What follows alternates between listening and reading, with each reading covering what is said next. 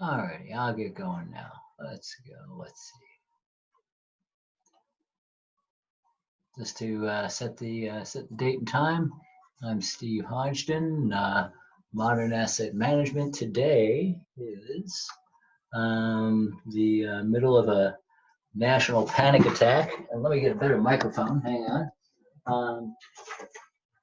Middle of a international panic attack over a pretty bad virus, and everybody's got a little fear going. So I thought I'd talk about what I'm doing and see if that spurs us to have some conversation about what other people are doing. So I found this little clip. I thought this was good. I already said modern asset management, and the disclaimer. Today I'm presenting for entertainment purposes only, not advising anything in legal, tax, or accounting in any way. I couldn't if I tried. I'm going to tell you what's going on with me, and we'll see what happens. So anyway, so this is me and Mrs. Hodgson sitting at sitting at the desk every day, or lying in bed every day for the last couple of weeks. So I took a week and went down to the office and was sequestered in a hotel in the middle of a lockdown in Southern California. And I had 4 days of my only entertainment and companion was the news channels. And I got to tell you, 4 days, 4 evenings of switching back and forth between CNN and Fox to try to get some kind of balance on things will make a man crazy. I swore off of news media now a couple of years ago. I get a little, I ask Alexa every morning for a Bloomberg news flash, and then at the end of the night, I'll turn on the Trevor and Noah monologue to have something to get to sleep with, and that ain't working these days. So, God forbid I actually read a book before I go to bed. So this is what we're being asked to do by every external source that there is. We've been asked to panic today. Years in recovery and working on coming out of past failures has taught me that I can't do anything until I breathe. And if I breathe, then my whole brain is engaged and I make much better decisions. So my email address is here. If anybody ever wants to talk to me outside of this, there I am.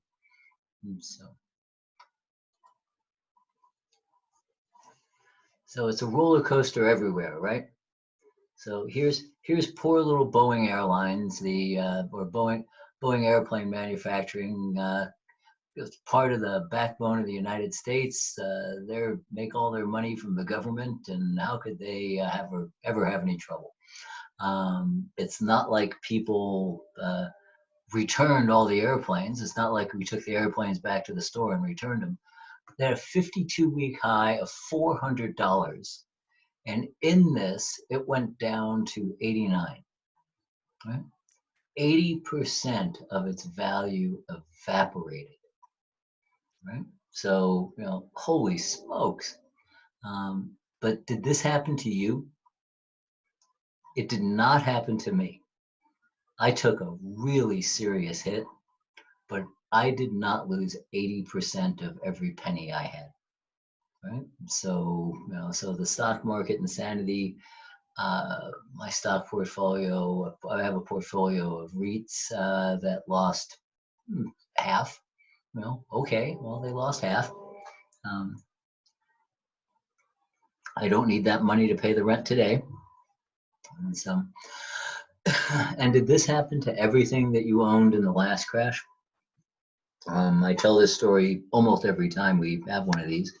In December of 2006, I sold an office building in Novato, California, and I bought a 45,000 square foot strip center outside of Denver, Colorado. I've invested $4.8 million in that in cash and financing.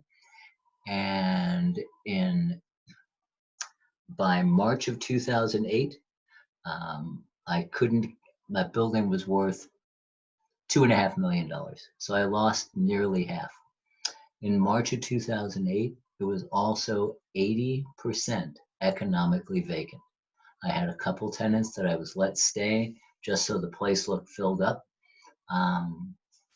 But I rode that the entire way back up. I made all those mortgage payments. I spent almost every nickel I had. And when we sold out at the end of that a couple of years ago, I was $1 million to the good. All in, that was a 7% net annualized return that at one point had lost 100% of its value. It had to come back from 2.5 million all the way back up to over 5 in order to make a profit. So that building had to appreciate 100% from the bottom of the crash. Right? So maybe one of these days Boeing comes back too, right? Well, it came back 25% in one day. Right? So that's kind of like magic. So where am I today? To give you a sense of where I should be. You can tell me when I'm done blabbing about whether I should be panicked. I've got 14 performing mortgages. They're all small balance. They're all in secondary and tertiary markets. They're all on little houses that had right now, probably about a 40% loan to value of a month ago. So maybe their loan to value is 50% now. I don't know.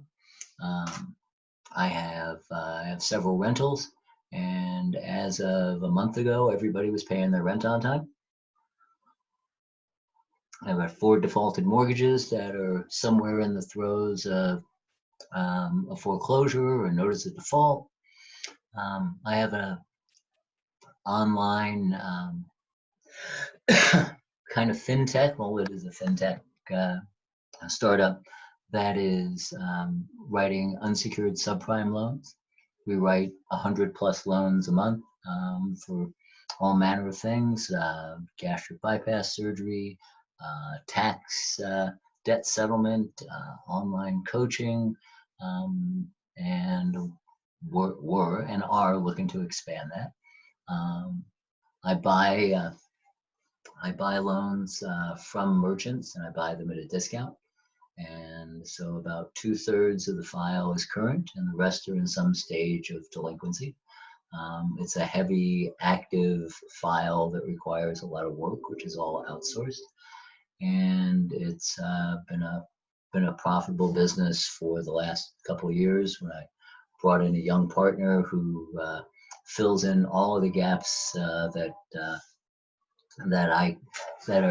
well, anyway, we're a fantastic team.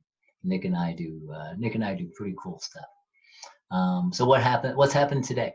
Last night, borrower in Pensacola called me and said he works in the trades and he hasn't been able to generate enough money to make his mortgage payment. And he asked me if I could skip a payment, and I said absolutely. He's earnest and hardworking, and will add one to the back. Should I complain about that? It's a mortgage written at 10% interest, so I'm going to get 10% interest on a $500 payment for the next 5 years. That's okay. Right? To deal with all these unsecured folks, we came to understanding today that probably the best thing to do, to have to do it just one time, is if you ask for it, and today's March, and you say, hey, I just got laid off, I had this, I got that, we're going to move your payment to May. April is free. Again, we're not crediting interest right now. I don't know if we do that later. We are waiving late fees as a show of goodwill. Just for calling, we'll give you a $15 credit and say thank you. The idea of a late fee is not supposed to be an income generator. It's supposed to be a wake-up call to the borrower. So if they're already awake, well, I don't need to go and, punish them for doing that. I was in the middle of negotiating a flip here in Northern California. The projected ARV of the property was somewhere $750 to $800,000. We were talking about a buy in the high sixes, mid sixes. I came back to her as this started to unfold and said, I'm telling you 6.25, and I don't want to tell you 6.25 because I like you and I don't want to feel like I'm taking advantage of you. Let's hold hold the phone here for a minute. And then things went off the cliff. So she understands that I can't buy it. She also understands that she can't sell it. I asked her for right of first refusal. I have it verbally. It's a woman I've known for a little while. I think if I can help her by taking care of her, getting her home ready to go and sell it fast, then there's probably some joint venture, shared revenue kind of model in there that can work. She needs to move to Arizona, needs to move soon, and I'd like her to get there without a lot of stress and strain. And I've got just the guy locally, my dear friend Jason, who will do all the work. And I've already done my job that I've connected him and her, and it's just for me to walk it along. So that's where I am today. What's recession mean? It means something different to each of us. I'm always afraid of the past. I'm afraid of what the last recession did to me emotionally and financially. So I simply acknowledge that and remember the lessons that I learned from the last time. I can expect a lot more of my borrowers not to be able to pay, and we need to go to longer repayment terms. I'm happy to take half payments from everybody. When I've ridden several cycles in the credit and collection world, and each time I feel like I've come out of it having to work twice as hard for half of the reward. In this last crisis where it became okay to not pay for your house, it became certainly okay not to pay your credit cards. And that's what I was doing. I was buying and selling and collecting credit cards, and work got really hard. So we see recession in the news. We see recession. We see all these buzzwords every time we have a new buzzword. It's pandemic. We have another buzzword. It's recession. We have another social distancing. All this stuff on and on that the media finds something that's marketable and they sell it to us. And they wouldn't do that unless we bought it. So I'm not a buyer of hysteria today, although it got me a little bit. We went to the grocery store, and walking around the store, I got antsy and anxious. So we're eating the cans that have been in the back of the pantry for a long time. Made farro with black beans and lentils yesterday. Super healthy. I want a hamburger. So where are we going? Nobody knows. What can I do? I can control my controllables, which is cut back in expenses, make sure we're doing everything we can to keep flow going the best as we can. I can renegotiate with my sellers to a lower rate or a shared revenue model. The sooner that I get in my head that I'm playing a whole new game, we got all kinds of stuff up in the air right now. If I bought Boeing at 89, I'd be a genius today, right? But I can't. That's not a game that I know anything of. Every time I've tried to play market timing, I've gotten my butt handed to me. What am I doing today? I'm making sure that I don't go it alone. I have all of the giant mistakes that I've made, and there have been many, come from me believing my own thoughts and not checking with people who are smarter than me. So anytime that I think I'm the smartest guy in a deal, then I'm in the I got the wrong teammates. So I'm working at making sure that I'm connected to people. This is a good example. I'm reaching out purposely every day and calling a couple folks and touching in. I had a really good conversation yesterday with a friend in Southern California who used to work for Arthur Laffer. Those of you that are over 50 may remember something called the Laffer curve, supply side economics. He had he's a syndicator, business startup guy, buys companies, improves them, and sells them, and he was insightful. I mean, he was insightful that this is while this is huge, significant, life changing. It's so much of it is the um, catering to special interests and all this internet noise that didn't exist before. The last of my comments is you wouldn't be here if you didn't survive the last recession, right? If it took you out, you're not on this call. So you've got some wisdom, you've got some experience, and use it. And so my little card I found here: keep calm and focus on my future, which means not dwelling on fear of the past and things happening again and all that stuff.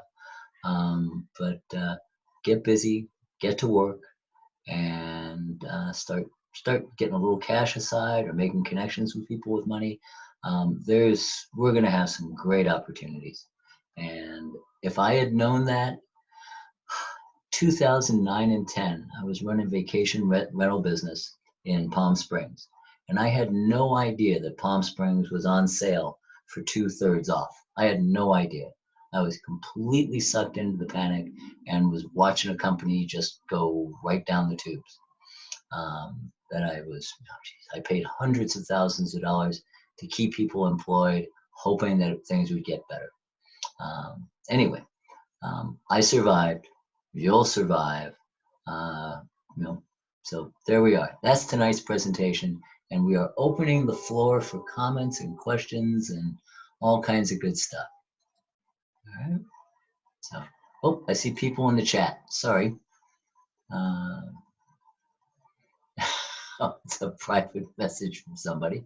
All right, thank you. So you have a little microphone button in the left-hand corner. Unmute it, chime in, and when you're done talking, if you could mute it again so that we don't get a lot of reverb or backwash from other people's calls. What do people think?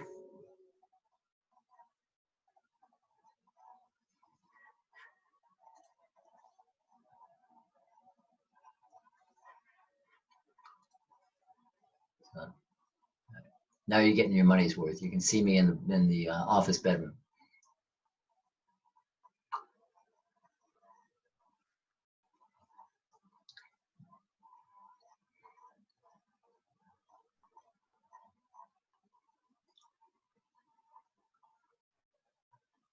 No questions, no comments?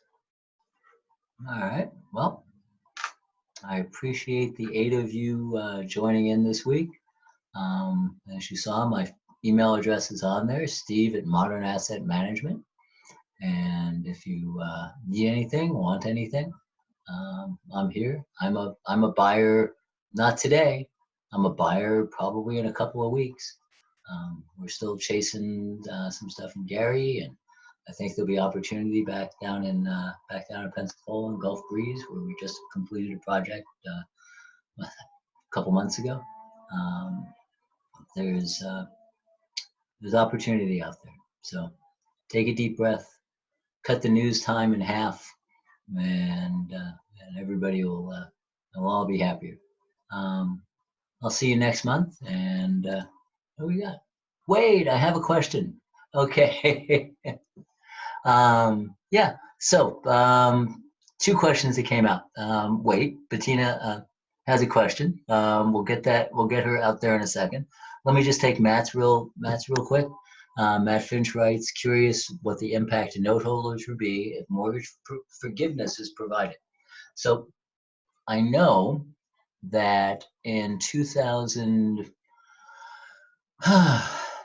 whatever, someplace back there in 07, I gotta think, when did I get cancer? No, it was after I got back. So it was 2012, 13. I got cancer in 2013. You could buy an unsecured second for 5 cents on the dollar. You could buy an unsecured second for 5 cents on the dollar. At that time, it was out of the money. You wouldn't be able to buy, well, last month's numbers. If you're going to buy that note in California today, it would cost you 60 or 65 cents. If you buy it in another state, it's probably 40 cents today. But again, that note was a nickel on the dollar 10 years ago. So I said there's opportunity. I know somebody who built a portfolio of 100 rentals on buying defaulted second mortgages in 2012. Right? He's way smarter than me, way smarter. So I'm trying to listen to him. He's not buying today. I'm not buying today. He says, but it's coming. It's coming.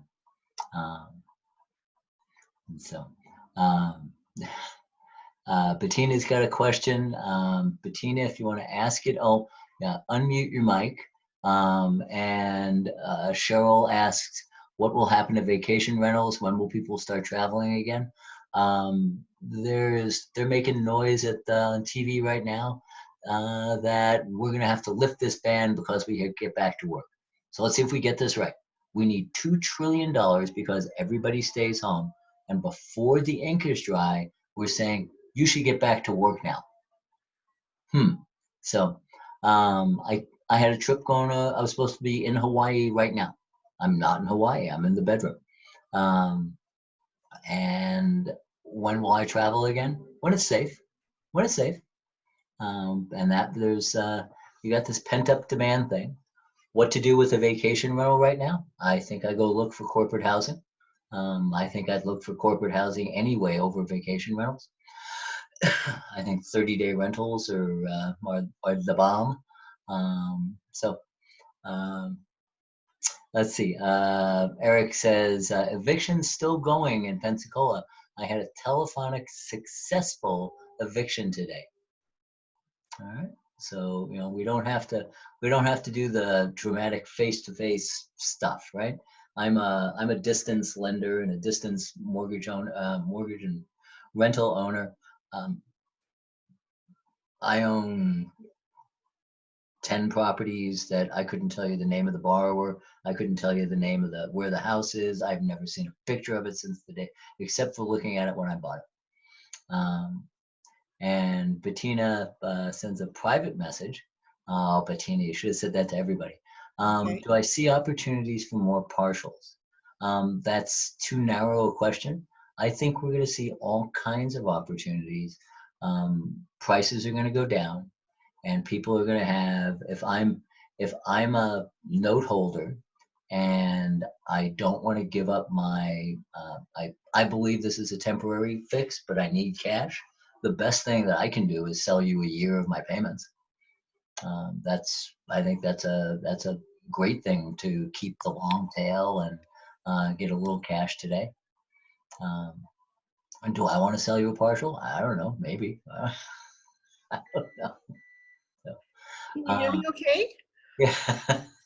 Hi, Bettina. Hi. How are you? I thank you very much for your wisdom. I've always appreciated your wisdom.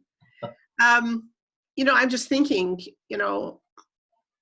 because I'm looking at partials from a cash flow perspective. If I can get a nice payment for a short period of time and not pay for an entire note, that might work, for both the seller and myself.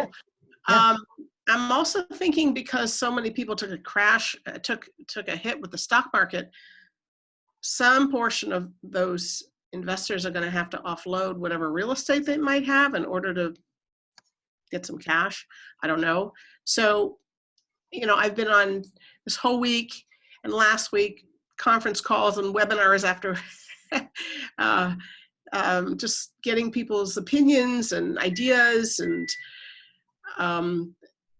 that there will be more inventory probably, and the prices are going to come down for um, houses. Mm-hmm. Just a thought.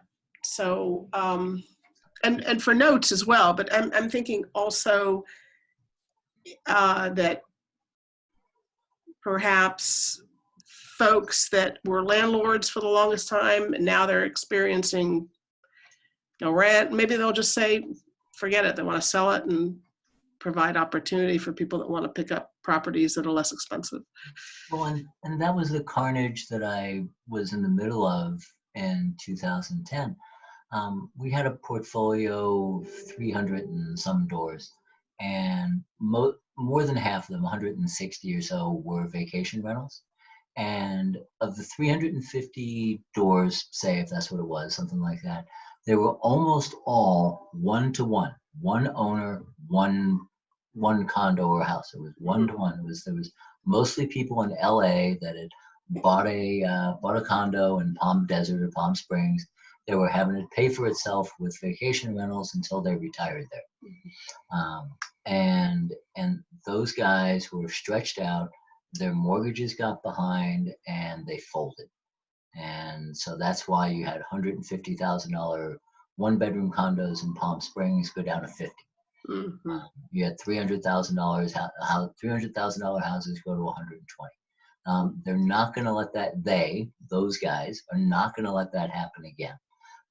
They're going to throw so much money and do so much in the way of deferrals and forbearance that we're not going to have the giant sell-off of regular real estate, regular banknotes.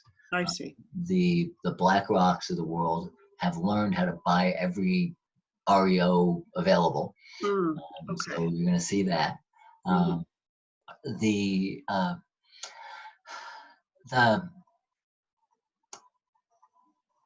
housing prices is always neighborhood by neighborhood. Out here in California, Marin's going to be okay. San Francisco is going to be ouch, but not not gigantic. Las Vegas will if we go down the deep dive, Las Vegas lost half. Right. But we're also a different older world where we've got more retirees that we have to house, and we've got this exodus to warm states. We've got and it's not all Florida, Arizona, and all Florida, Arizona people. Lots of people are moving to Georgia.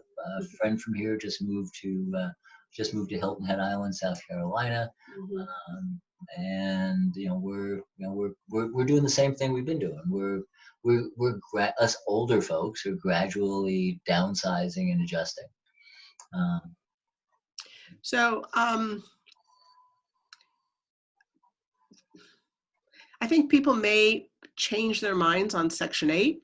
Section 8, they might have a brighter, or rather that there's so many people that poo-poo it, but I think it's probably a good place to be if you're a cash flow investor right now. Yeah, and I've had great Section 8 tenants. I've also had terrible Section 8 tenants and terrible regular tenants. Right. It's the Gary project that is still, I'm still kind of bumbling along because I haven't really given it a bunch of attention because my cash is tied up in all these unsecured loans, which kind of is, I'm glad I'm sitting on some cash. Actually, I'm really glad I'm sitting on some cash. That's a primarily Section 8 play. And the benefit there is if you make a nicer product, you get a long-term tenant because that's a third of the population of Gary is on Section 8. Yeah. And so, I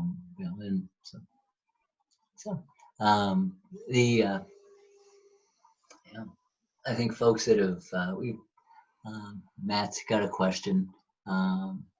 Says, any thoughts on mortgages that are secured by stock portfolios, specifically if the market does not return to the 30K range? Mortgages secured by stock portfolios. Well, what would that be? You mean the big boys that own the giant ones? Well, they never sell to the street level investor, but it takes a little while for it to filter through. Um, you can still, there's people that are selling. There are people that are out there pushing tapes, these big long Excel sheets of lots of properties. I've learned to be very judicious in picking through those. I had great help in building the portfolio of 30 that we had for a couple of years. But even that portfolio has got a couple of problems in it now. The market does not return to the 30K range. Not sure what that means. The question is opportunities. I think what do? We figure out what we're good at and where we add value and where we actually, by putting in some effort, we can make a difference. And if that effort is in deal analysis, then it's time to look at deals. I hate deal analysis because I want to buy everything. The discipline that we're going to come back with first blush right now is we're going to offer half of what we used to offer, and start there. If we would offer you 50 cents on the dollar, maybe we start with, maybe that's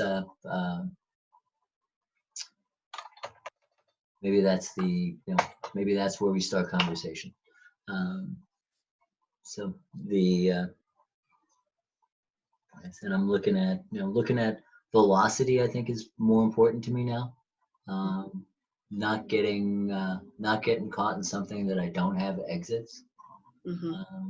We have a little money borrowed. We have not a little money. We have some money borrowed from some old country club friends, and I have to be careful that I'm ready for when that balloon comes. We have no problem making our interest payments just fine, but it's a balloon note, and I've been on the other end of owning a balloon note, and when it comes due, I couldn't pay it, right? So I had to go and I needed some hustle time. We built a ramp out of this note that allows us to pay it over 6 months. But that still means that we have the capacity to do that. I'm probably going to deleverage that note a little bit, just for good faith to the two guys that have been old friends for years. But I'm also actively on the other side looking to raise capital to buy more inventory. If I was buying a car note for 80 cents on the dollar, maybe that car note's on sale for 60 cents on the dollar now. And so that's where I think we have opportunity, doing what we know, and not being ashamed of making a lowball offer. But, well, that's the old Pete Fortunato rule. Always make an offer that you're embarrassed to make, right? Oh, I really hate to, but how about this, to start conversation? So the subject to. Oh my God, Bettina wants to talk about subject to. Okay, if I took over a mortgage in 2012 and I got the property for half of what it's worth today, and I'm paying a 2012 mortgage, I'm fine. I'm killing it. I'm having a good time.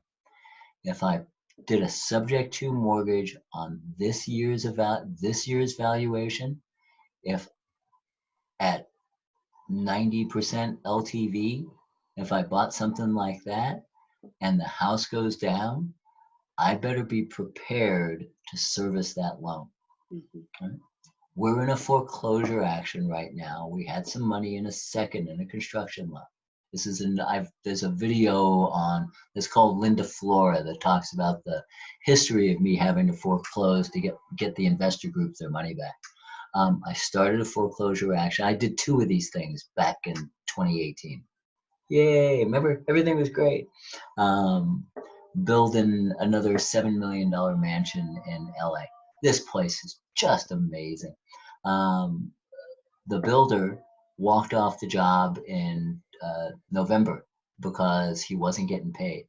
Well, he's sure not getting paid today. That $8 million house is maybe a $7 million house now. I am behind a $4 million first.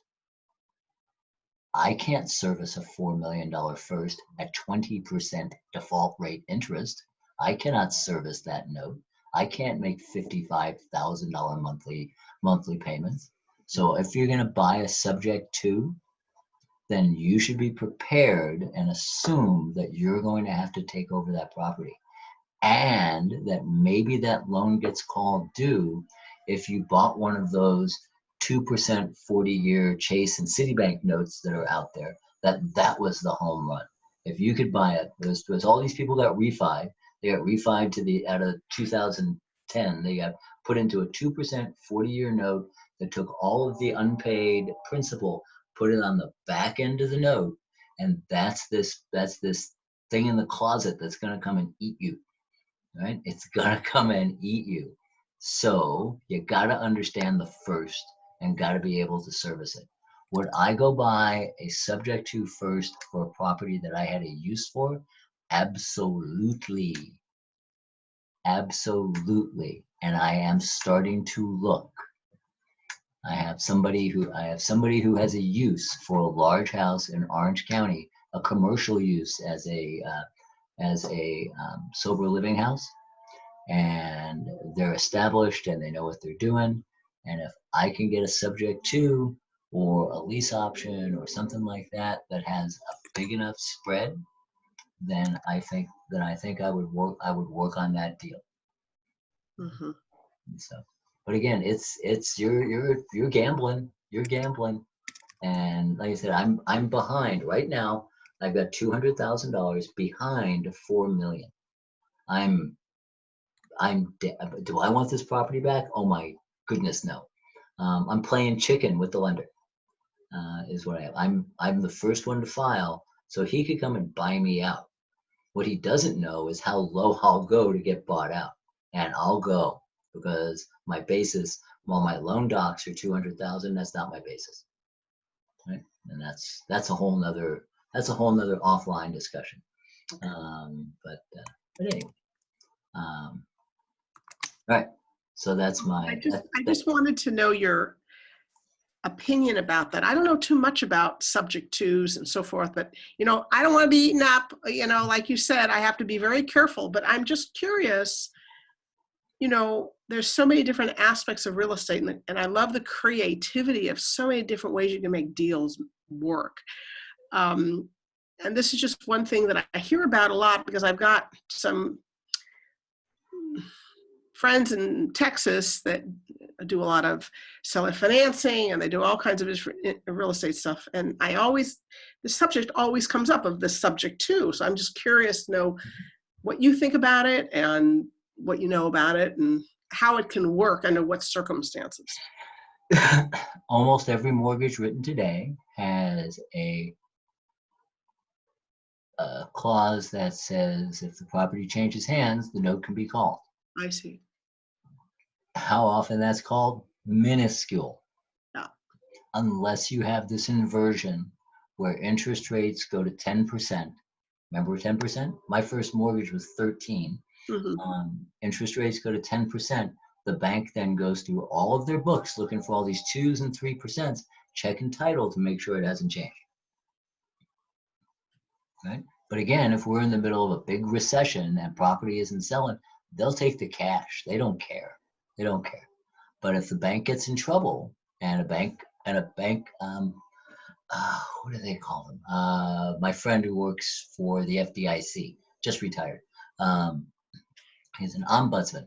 His job is to go into the bank and help them sort out their balance sheet. Okay? And so his job is to help them sort out their balance sheet, and that may be sell some mortgages. And when you go sell those mortgages, somebody's going to go match those names names and homeowner name match the borrower name and the homeowner name up before they'll buy the loan. Right?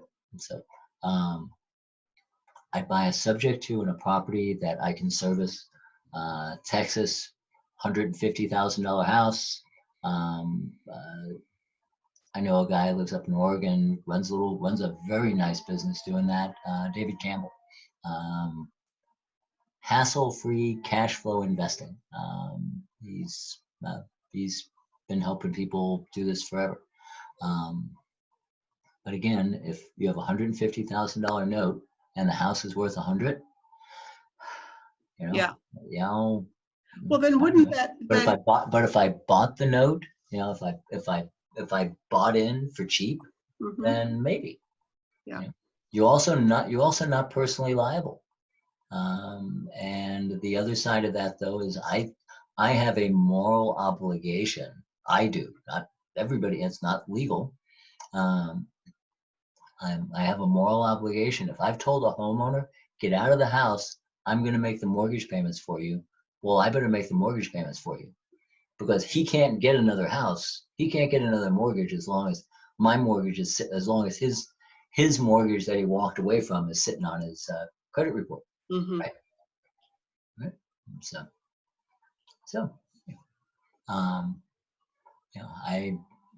I can't. I specifically said in the slide, I can't give advice. So I'm not giving advice. I'm just telling you, at 63 years old, would I want to build a portfolio of subject to at today's market valuation? No. But if the Washington folks and the CDC and the world and this virus don't sort themselves out, do house prices lose 30% in some marketplaces? And if they do lose that, is there still the right renter pool? I don't know. If there's, if unemployment, if you're buying in a factory town, well, I wonder what's going to happen with this other investment. I've got some money in a REIT in Washington, in the Microsoft neighborhood. It's an apartment complex. They bought 260 unit, 30-year-old apartment complex. They redid each unit and have continued to raise rents, and it's marvelous. It's exactly what it's supposed to be. It's spinning off those 8% checks every quarter. It's great. Its valuation is now based on current rents, and that's wonderful as long as cap rates stay the way they are.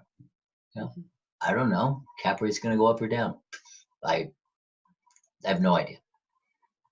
I have no idea. But I know that I sold a building at a 5 cap, bought another building at a 10 cap, thinking that was the right way to make money, and suddenly I was $2.5 million in the hole. I had a property. That shopping center I bought was supposed to spin off $15,000 a month to me. You would have never known who I was. I would have been a halfway decent golfer by now. But instead, I had to feed that property $100,000 a year for 8 years. Right. So. Okay. So if you can't put your money in the stock market, you can't put the money in real estate, you can't put the money in notes, you can't put the money in Las Vegas because it's closed. What do? I'm betting on me, because I've survived all of this stuff again and again and again.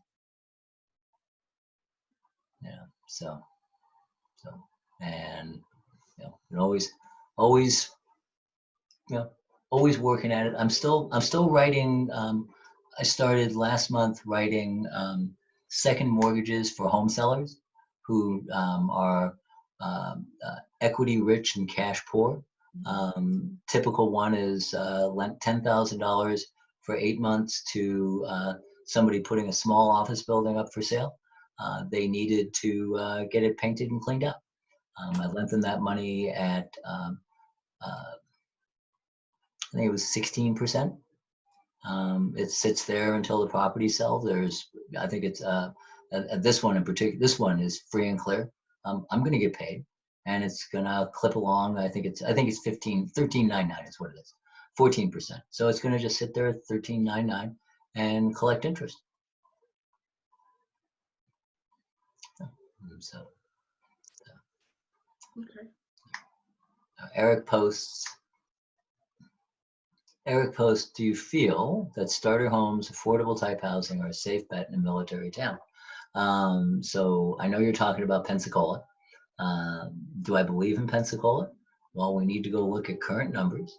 We need to go get some days on market figures. We need to look at, download Craigslist and look at what rents are doing. And I own 3 starter homes in Pensacola. And would I buy more with the right kind of structure? Yeah. Would I turn them into seller finance projects again? Yeah. Would I do if you ask me what I'd rather do? Bridge loan. Bridge loan. I was in a Thrive RIA call yesterday. This guy named Bo Eckstein, who's been a mortgage broker for a long time. And he said that right now, all of the sources for long-term renter notes that he has, financing, have dried up. All that Wall Street money is stopped, but he can still write a bridge loan. And he was offering 80% loan to value. So they want more skin in the game. Yeah. So would I be the skin guy? You know? Yeah, sure. Right. What kind of rates? Um, hmm? What kind of rates and for how long? Bridge loans. Mine? I think that's I have to take those as a deal by deal. Uh-huh. I routinely charge 36%. Yeah, but the ones that pay on time are the ones I write at 10, right? Right. Of course. Yeah. And so, but it's the do I want to own crappy houses today? I don't think so, because I think I'm going to get to own middle class houses tomorrow. Mm-hmm. Right? I think. Mm-hmm. I read through a study that as I started looking for some stuff on what happened after 2007, and in the poor neighborhoods, while homeowners there had the greatest percentage of wealth lost because their $50,000 home was suddenly worth 20, right? They lost 30,000. Their income didn't change. Right? They still had there were still the pockets. The minority poor men were 40% unemployed when the national unemployment was 10. That kind of thing. But they pretty much stayed in place. Where they did move were ones that catastrophic events happened or hurricanes happened. But there's a if you're poor, you can't afford to move. You stay in your poverty. Mm-hmm. And that has some good value, but it's also, like I said, 40% unemployment. I don't think I need to do that again. Right. I have one house where the tenant struggles, and I don't think I need to go out looking for that. Mm-hmm. But so what do I think? What do I think you want to be? I think you want to be under median, and then I think you want to be unabashedly insulting in an offer. If it's $100,000 house, I'm going to offer you 50. Mm-hmm. So, but I've got to have lots of exits for it, and the big one is time. The government's still going to make sure that the government is going to take care of. They're obviously taking care of their friends. So the banks are going to get bailed out before they need to be bailed out, and because they're threatening to, we're going to collapse again. So you're going to be able to get a mortgage as long as you have a job. And that's what drives housing prices. It's not the view, it's not the landscaping, it's not the new kitchen. It's how much can I get financed on this? And we're already in the high 2% in mortgage rates, right? So I don't know. Maybe I should go get a home mortgage. I don't have a home mortgage. I pay rent to my wife. So, yeah. So I no. Yeah. Like I said, the slide says I think the slide behind the last slide says, I don't know. I don't know. I don't know. Anyway, coming up in our hour. I appreciate Bettina saving the day by asking some questions. I appreciate um, other folks chiming in. Oh, Matt Finch, we haven't met yet, but appreciate the questions. I'm not a guru. I'm one of us. All right. So stay safe. Eat your vegetables. That's what I'm getting told to do. Like I told you, but I still want a hamburger. Stay germ free. That's right. Stay well. Yeah. But I've had stage 4 cancer. Can it be worse? I hope not. But here I am. So anyway, after chemo and radiation, what's the flu gonna do? Right. Anyway, because that's cavalier. It's a big deal. It's serious. Again, stay safe. See you next month. Okay. Very good. Thank you. You also. All right. Good night. Good night.